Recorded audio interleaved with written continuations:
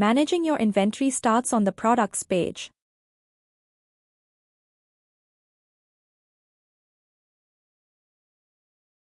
To add a new item, simply click Add Product button.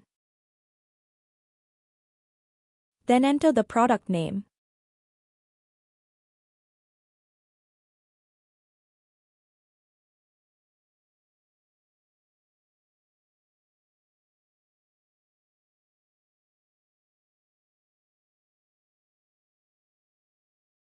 Set your selling price for the product and initial stock level you have ready for sale. And click Add button to save the product.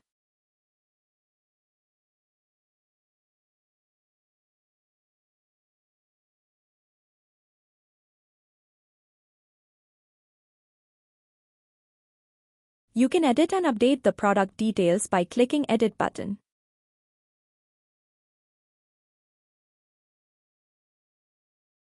Once your product is ready, you can update the stock level for the product easily.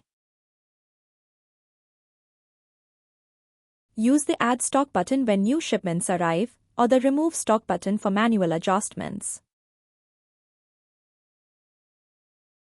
If you no longer carry an item, you can permanently remove it from your list by clicking the Delete button.